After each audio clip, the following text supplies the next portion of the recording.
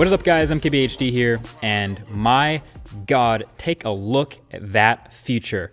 This is the brand new Xiaomi Mi Mix, the new world's most interesting phone in my opinion. So you remember the Sharp Aquos Crystal from a couple of years ago, that bezel-less phone that I've showed before, but with the chin that kind of made it look like an old Zune HD?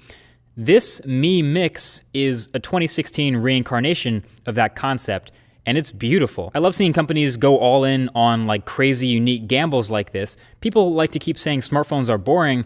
Well, sure, we've technically seen this before, but this phone takes it to the next level. I don't care. It has a 91.3% screen to body ratio, so almost no bezel on any of the three top sides, and a small chin.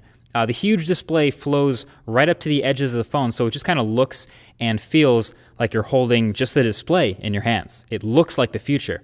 And this time, it's a 6.4-inch display, so you're fitting an absolutely huge screen into the footprint just a little bit larger than some phones today that have a 5.5-inch display. It's obviously still going to be a huge phone for pretty much everyone, obviously. I couldn't reach all the edges with one hand, and I usually can with any phone.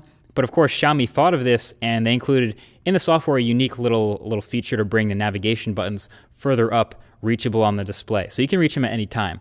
Fun fact, this is also actually a 17:9 display, which is why videos don't completely fill it like they did with the Crystal, but pretty much everything else does, especially if you capture your own media.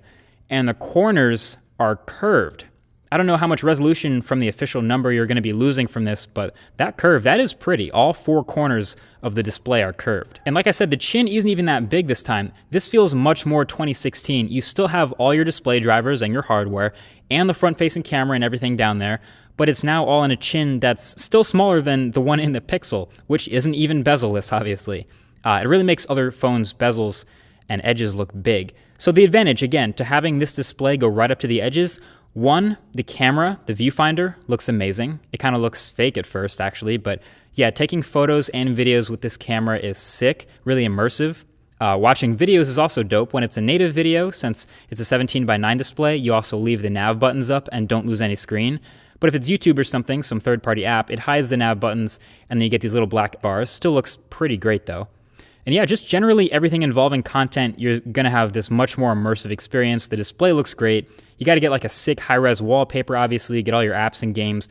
They're going to look great going all the way to the edge. Now, the disadvantage, number one, would be, because it's so close to the edge, accidental touches.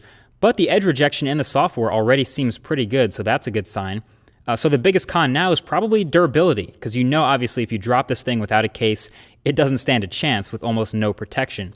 And this polished ceramic body is about the slipperiest phone of all time. Seriously, and as far as I know, there's only one case for it, the one that comes in the box, and no skins for it. So really, it's incredibly slick. If you don't like the included case, you're out of luck, but I guess at least the one that it comes with is actually pretty nice at keeping the modern look and a pretty frameless image. Now, this is already miles past the Sharp Aquos Crystal as far as usability. You can see it's running Android with MyUI on top of it. We already saw the usability feature for having the big screen, and that's because this phone is actually going to be sold. It has a price, roughly $500, and a date that it's going to go on sale, November 4th. So this thing is real. The phone you're looking at, the one I'm holding right now, has a Snapdragon 821 chip, 6 gigabytes of RAM, 256 gigs of storage, a 24-bit high-quality DAC, dual SIM card trays, a 4,400 milliamp hour battery, and a 16-megapixel camera. It's ready to hit the streets. I mean, these are top-notch specs. So the proximity sensor that's usually on the top of the phone has been replaced by an ultrasound sensor for the same purpose, and the earpiece for hearing your phone calls that's also usually at the top is now a piezoelectric speaker that vibrates the metal frame of the phone to generate sound. This is a smartphone concept/dream come to life, and I am more than happy to share this kind of stuff with the world. Again, an easy route for a company you've never heard of is to just build something that's really close to what's already familiar with people. That's a big reason why you'll see so many iPhone clones. But this crazy gamble of a phone that they actually made, that's actually meant to be sold, I love it. I love it. It's like if you said smartphone design was getting boring, this one's for you. Welcome to 2016. It's not even available in the US right off the bat, but I hope it does well enough over in China that they do bring it over here. I'm glad it exists. What do you think? Would you rock this? Just throw a Pixel launcher on and call it a daily driver? Let me know. Feel free to sound off in the comment section below. that's been it. Thank you for watching, and I'll talk to you guys in the next one. Peace.